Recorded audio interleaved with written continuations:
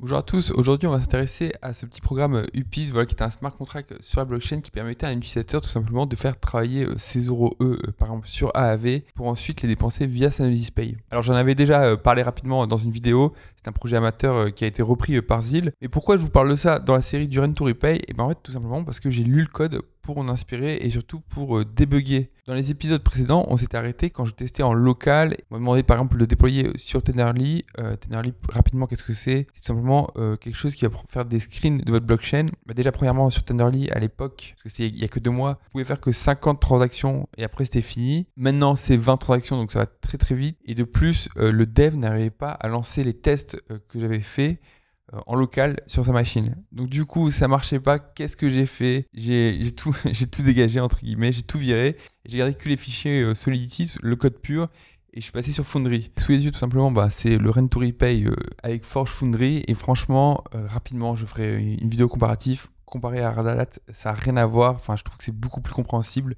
quand on vient par exemple du C ou autre. Et bon bref, j'ai refait tous les tests et sachez que la couverture est OK. Donc en fait, on revient à l'épisode précédent, sauf que la stack en dessous, ou plutôt la librairie utilisée, a changé. Sachant que Tenderly, il n'y a que 20 transactions, ça allait super vite.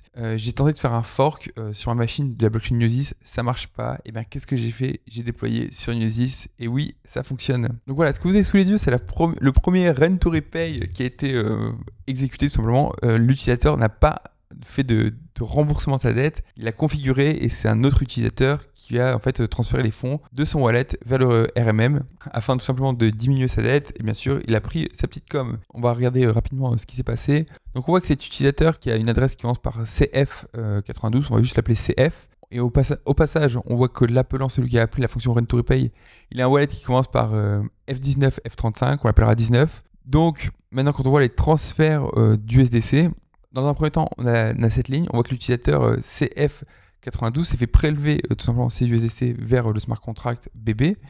On voit que le montant est de 0,30 centimes d'USDC. Donc ensuite, ligne suivante, on voit que l'utilisateur a eu des tokens qui ont été envoyés vers l'adresse nulle. Alors pas de panique, c'est tout simplement les tokens de dette. Donc ça veut dire qu'ils ont été burn. Donc si on vous brûle des tokens de dette, ça veut dire que votre dette diminue. Donc c'est OK, c'est cool, ça fonctionne.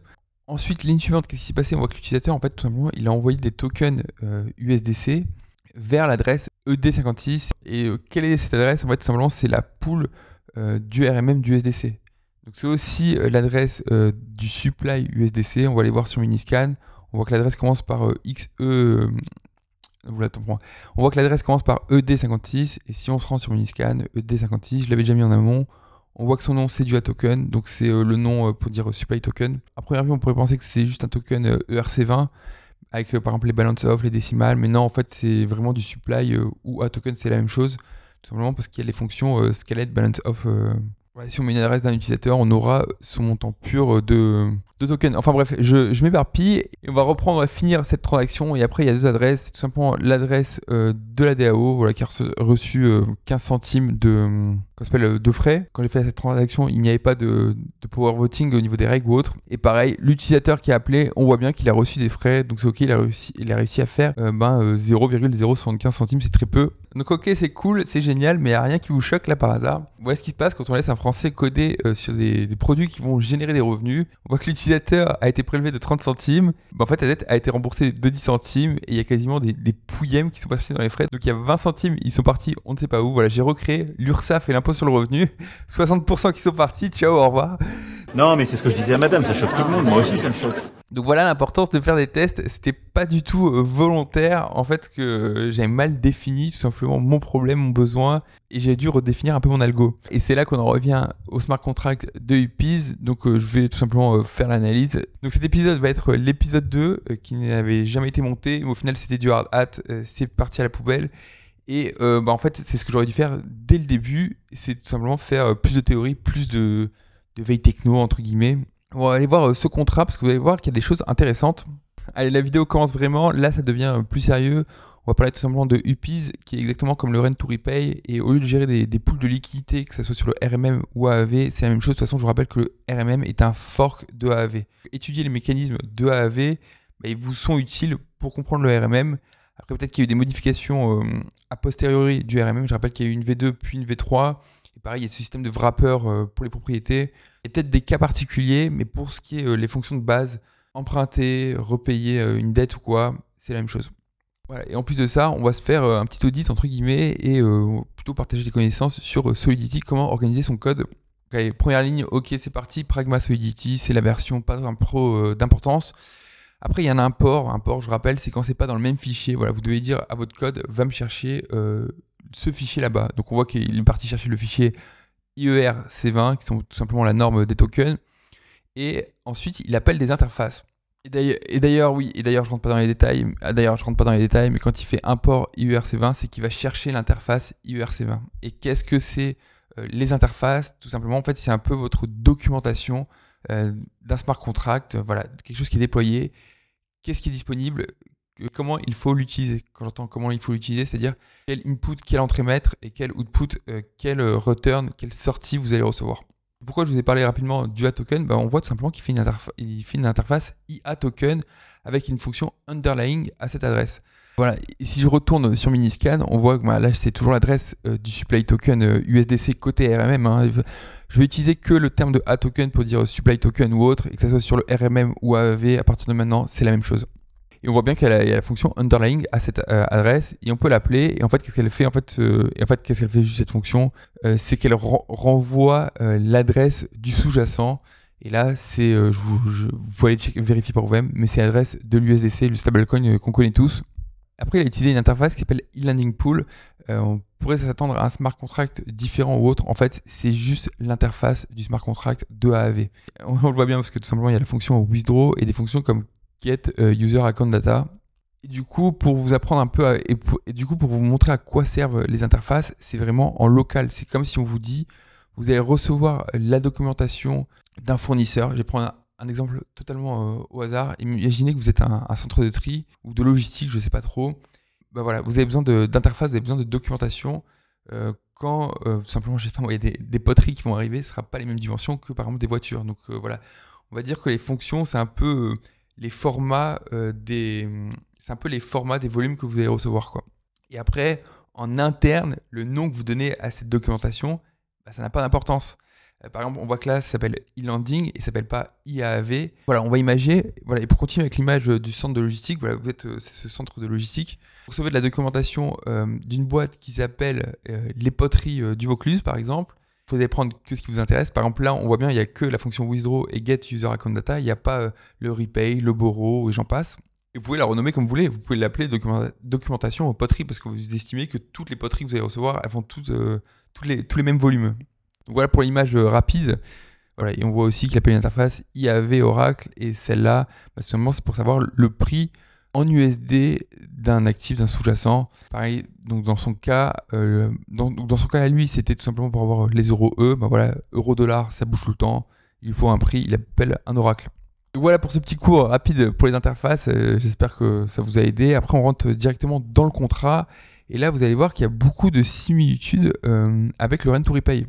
Voilà, ce qui m'intéresse déjà, c'est comment il gère son espace mémoire en interne. Tout simplement, il fait un mapping et il utilise un peu la même fonctionnalité que j'ai utilisé pour le Rent to Repay. En fait, la clé primaire, tout simplement, c'est la clé de l'utilisateur. C'est lui qui va configurer sa config. C'est lui qui va définir l'utilisation qu'il attend tout simplement de ce protocole. Voilà, ensuite, et comment l'utilisateur fait ça? Il appelle une fonction create UPI. Voilà, mais ce qui m'a intéressé, c'est la fin. C'est quand il va tout simplement valoriser cette map. Il va tout simplement utiliser la clé primaire, comme je disais, de l'utilisateur, de l'appelant de la fonction create, configuration. Et ensuite, il lui met un index dans le sens où il peut faire plusieurs rules, parce que voilà, peut-être qu'il y a plusieurs sous-jacents ou autres. Il veut tout le temps convertir en euros E. De toute façon, c'est ce qu'il faut pour utiliser sur UnisPay. Là où dans le cas du Rent to Repay, la deuxième clé sera tout simplement l'adresse du token autorisé pour le Rent to Repay. Donc ça peut être, il y en a 4. Il y a USDC, donc AUSDC entre guillemets, les supply tokens, et pareil pour le Wrapped XDAI. Donc après, il fait juste une fonction remove API, voilà, pour qu'un utilisateur puisse retirer sa configuration. Et là, c'est intéressant. Qu'est-ce qu'il fait en fait? Tout simplement, eh bien, il force toutes les valeurs à zéro. Parce que je ne sais pas si vous l'avez déjà dit, mais en fait, dans une map, quand vous avez déclaré un tableau, une map, une variable en Solidity, de base, c'est valorisé à zéro. Donc en fait, quand c'est à zéro, généralement, ça veut dire que c'est pas activé. Et si vous avez besoin de la valeur zéro, qu'est-ce que vous faites? Vous faites un booléen actif, non actif. Voilà. Et autre point intéressant, c'est que, alors je sais pas, c'est peut-être qu'il n'avait pas fini son programme, Mais le log qui va être émis sur la blockchain create_upies, c'est le même quand il ajoute une configuration et quand il retire une configuration. Voilà. Ensuite, il a la fonction fill_upy. Voilà. Et ensuite, il y a la fonction fill_upy qui est la fonction rent_to_repay dans notre cas. Qu'est-ce qu'elle fait? C'est exactement le même principe. C'est une fonction que n'importe qui peut appeler. Ça va pointer sur une config avec une adresse qu'un utilisateur a déjà paramétrée. Et ça va en fait faire le transfert pour cet utilisateur sans être disponible, sans être derrière son écran, derrière sa ledger ou autre. Donc, et là, ça va être vraiment intéressant parce il va avoir pareil une gestion de frais parce que l'appelant, c'est pas l'utilisateur et il fait pas ça gratuitement. Et pareil, il y a cette histoire de façon de base, quand vous faites une transaction sur la blockchain, vous modifiez la blockchain, vous devez payer des frais. Alors pour faire le parallèle avec le rent_to_repay, en fait, c'est des balances de supply et debt token. On fait vraiment tout. Vous allez voir pourquoi. Et dans son cas à lui, en fait, c'est juste on fait travailler des euros et après on les transfère en euros, enfin on les retire plutôt, puis on les envoie sur une autre adresse. Et donc que fait ce smart contract? Et bien tout simplement il fait un balance de l'adresse qui va recevoir les fonds. En fait c'est l'adresse de Sanusispay dans ce cas-là. Et l'adresse et ensuite il fait un balance du pays, tout simplement l'utilisateur qui a configuré Upy. Les noms sont un peu tricky, mais voilà, c'est le dev qui a choisi ça. Voilà, il y a des prérequis assez classiques. Il faut que pour pouvoir transférer des fonds, il y ait des fonds sur l'adresse de l'utilisateur. Si c'est égal à 0, ça s'arrête. Bon, je vais pas faire tous les requirements, mais ce qui m'intéressait, voilà, c'est ligne 108 total withdraw. Combien il faut retirer tout simplement à cet utilisateur pour respecter ses conditions et payer le bot, l'utilisateur qui appelle la transaction pour lui. Et lui, les transactions, en fait, c'est totalement différent. C'est en fixe, c'est du flat.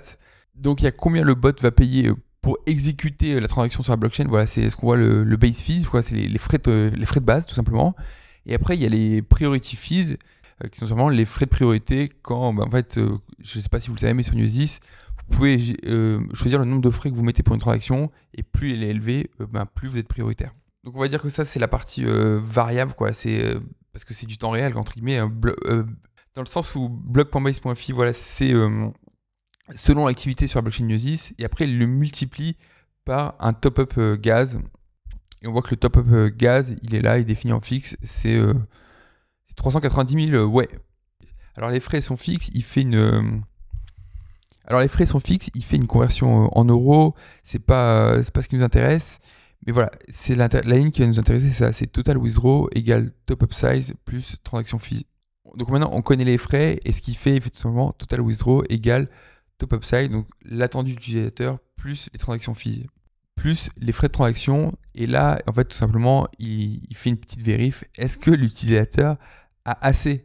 On a vu qu'avant, il faisait tout simplement pay balance, c'est-à-dire combien l'utilisateur a sur son wallet. L'utilisateur, par exemple, il veut tout le temps, 10 euros sur sa carte bancaire, sauf qu'il a que 8 euros. Qu'est-ce qu'il faut faire? En fait, il faut mettre à jour les frais. En fait, non, le max qu'on peut te prendre, mec, c'est 8. Donc, on rapatrie 8 sur ta News10Pay et c'est tout. Et c'est ce qu'il fait exactement là. Et d'ailleurs, parenthèse aussi et c'est exactement ce qu'il fait là, tout simplement. En fait, si la balance est inférieure au montant total à retirer, il remet ce montant à jour, il prend le max, et bien sûr, il va soustraire les frais, toujours que le bot, l'exécutant, soit payé, puis il fait son transfert from, et ça se passe très bien. Et c'est ce qu'on voit là, il récupère les supply tokens. D'ailleurs, parenthèse, je vous ai montré que les A tokens, c'était différent des ERC20. Je vous rappelle, on va aller voir Miniscan.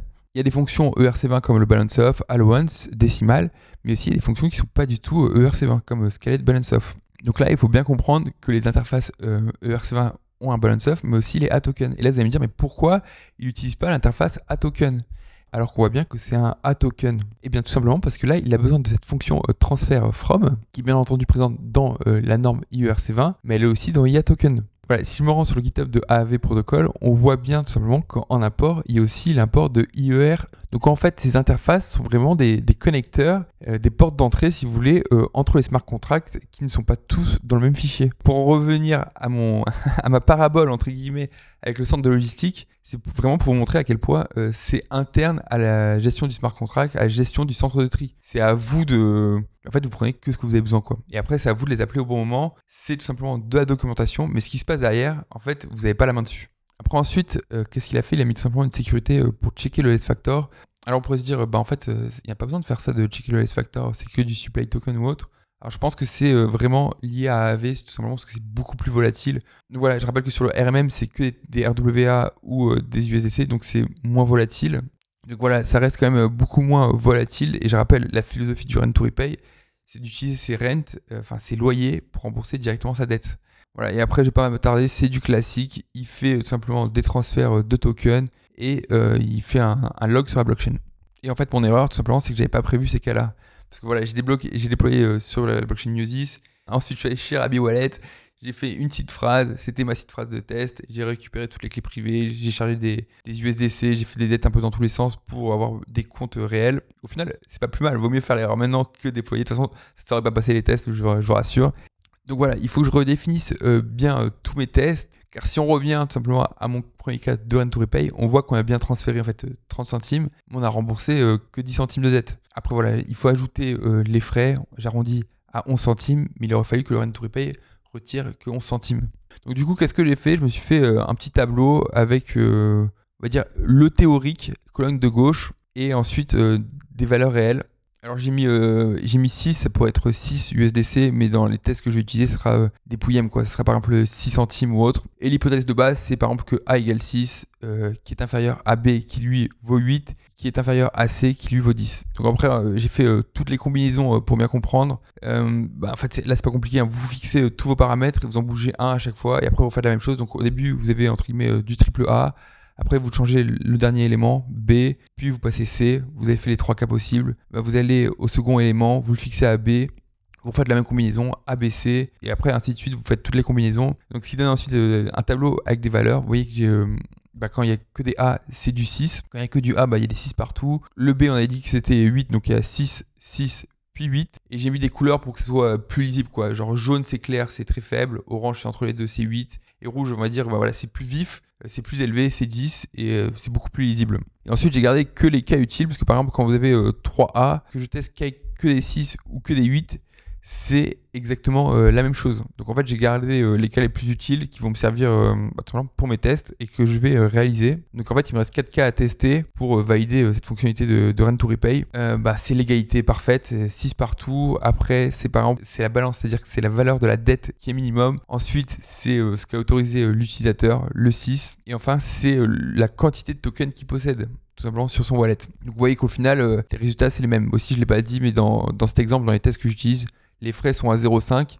Par exemple, pour 6 $ remboursés, il n'y aura que 5,97 $ qui seront remboursés, 3% de frais qui seront prélevés à l'utilisateur. Après, que ce soit la DAO ou le bot, ça n'a pas d'importance, hein. L'utilisateur, c'est pas pour lui. Donc voilà, c'est ce que je vais implémenter. Et avec cette méthode, tout simplement, je pourrais aller dans les cas aux limites où, par exemple, un utilisateur a configuré 10 $ de remboursement hebdo, il n'y a pas d'emprunt ou quoi, c'est pour simplifier les calculs. Première semaine, il a 30 $ de dette. Deuxième semaine, il a 20,5 $. Troisième semaine, il a 11 $. Et en fait, quatrième semaine, on tombe à 1,5 $. Voilà. Et du coup, semaine 4, il lui reste 1,5 $ de dette. Il a autorisé 10 $. On va pas lui emprunter, on va pas lui transférer 10 $.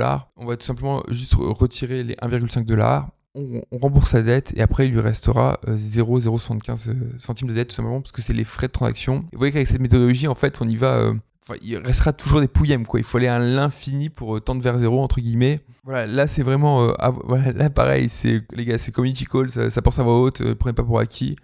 Mais est-ce qu'il ne faudrait pas que je fasse, par exemple, on estime le cas où l'utilisateur, par exemple, a assez, par exemple, je sais pas, il a 10 $, on rembourse sa dette et on la clôt. Le problème, c'est qu'on va tomber dans plein de cas, entre guillemets, un peu bizarres. En fait, c'est pour ça que ça sera toujours des pouillèmes.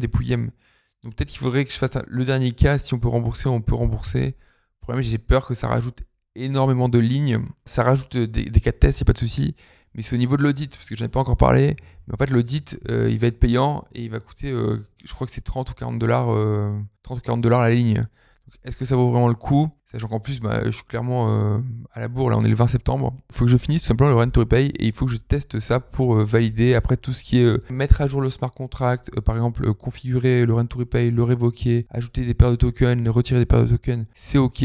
Je parle on-chain, je les ai testés. Après, voilà, le test final de Rent to Repay n'a pas marché. Mais bon, ça, c'est pour une prochaine vidéo. Si vous avez des questions, n'hésitez pas. Petit like, petit abonnement. J'espère que vous avez appris des choses. C'est ce qui compte le plus. Allez, ciao.